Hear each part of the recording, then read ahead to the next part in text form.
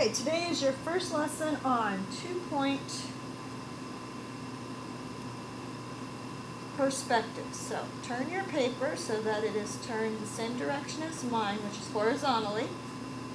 And at the top, write 2-point perspective. 2-point perspective is used to draw buildings, used to houses, boxes, anything that's a rectangular prism. Last year we did a little bit on rectangular prisms. This year we're going to do a lot more. So the first thing I want you to draw is in about the middle of your page, a horizontal line from edge of the paper to your edge of the paper. Use the ruler to draw a straight line, please. Try to make sure it's level, so it goes the same direction as the edge of your paper. Label this the horizon line. This is your horizon line. Now your horizon line is what your eye level is at. Horizon line is another word for eye level. Exactly where you see at eye level. My eye level right now is up high. Yours, since you're sitting down, is lower.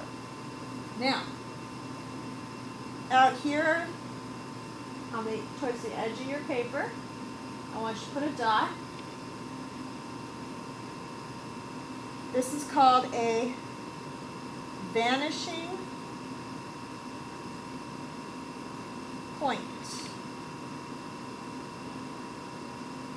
I made it kind of big so you can see it. You don't have to make it that big.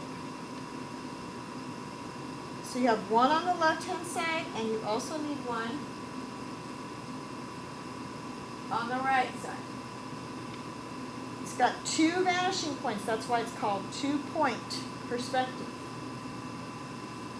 Now today we're going to do one box at eye level. So to start with, I want you to draw towards the middle of your page a vertical line. That means it goes straight up and down. Try to make it as straight as you can. Try to make it the same direction as the edge of your paper. About 2 inches. 1 inch above and 1 inch below. So a 2-inch line, 1 inch above the horizon line, and 1 inch below the horizon line. This is the corner of our box. Now, next, you need to connect the top of this line to each vanishing point. So I'm going to line up, hold my pencil straight up and down, and line up both that vanishing point and the top of that vertical line we just drew. I'm going to draw my line. Remember to draw lightly. I'm drawing kind of dark so you can see it, but I want you to draw lightly so that you can erase if you make a mistake, or you don't have to erase because it won't show up. And then, again, you're going to start at the top of that vertical line. Line it up to the vanishing point and draw a line. Make sure you're using the ruler so that they line up.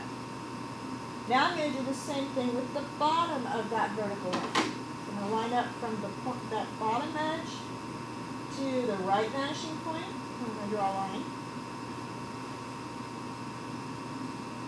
Don't worry about it if you go over. That's perfectly fine because you're drawing lightly. And now I'm going to go from that bottom of the edge of that bottom edge of that vertical line to this vanishing point again.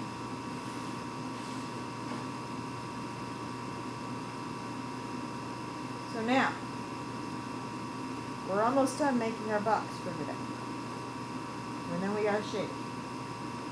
So now, we need to decide how big this box is going to be. Is the box going to come all the way over to way out here? Is it going to stop in here? Is it going to stop in there? I think we'll stop way out here, about almost to the words where I wrote horizon line. You need to make another vertical line from this top line to this bottom line.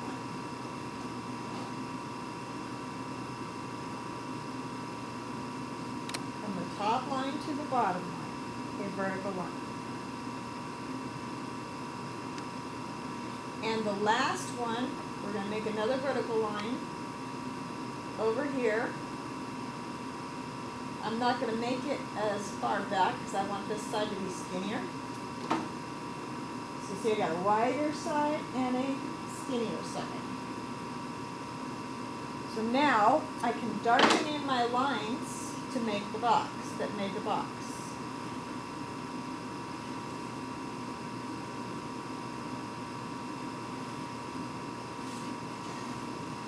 Darken them in so you can see. I don't want you to darken them in yet because we're going to do shading.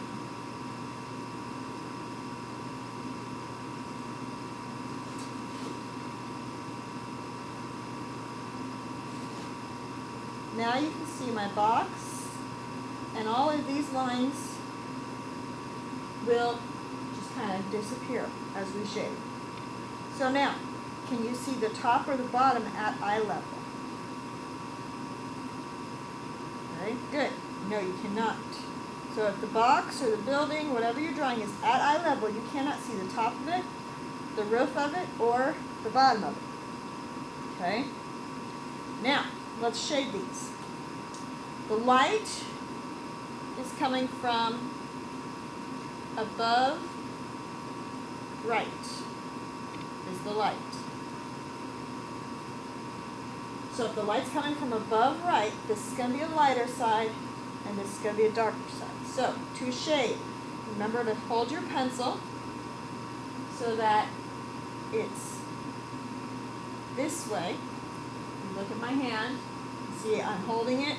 I open my hand. I place the pencil in here so that the pencil's resting against my pointer finger.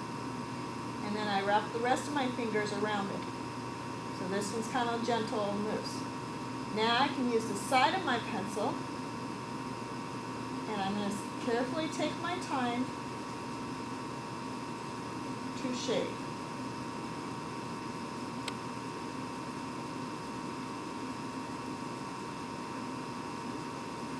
When I get to the edges, I want to be careful. I don't want to go over my lines.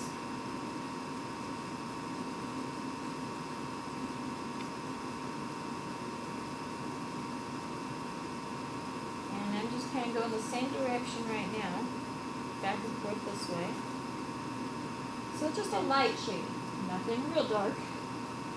Make sure that edge has the same equal value. I can go this way, add just a little bit,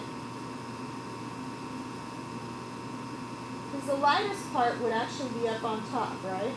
Because light's coming from above. So we're going to leave this one kind of a medium value. Try to make sure it's moving all the way across. Okay? Now over here it's going to be darker because the light's coming this way. So I need to make a darker value than that one was. So I'm going to press a little bit harder with my pencil. It does not need to be black because what's underneath would be black or dark. So this is still a medium, but it's a dark medium. Darker than that one.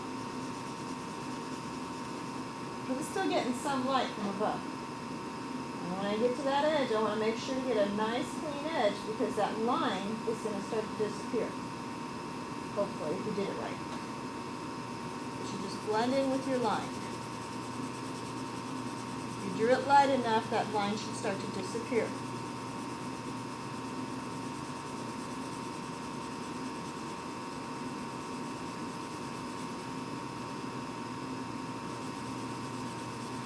Try to make the whole thing nice and even.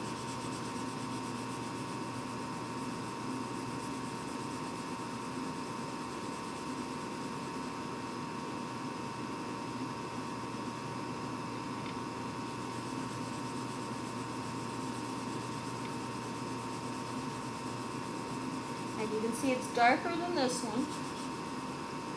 My lines are starting to fade away. Can't see the horizon line anymore through there, right? Or not very easily. I'm going to go just a little bit darker. See, I can go over it several times and keep making it darker.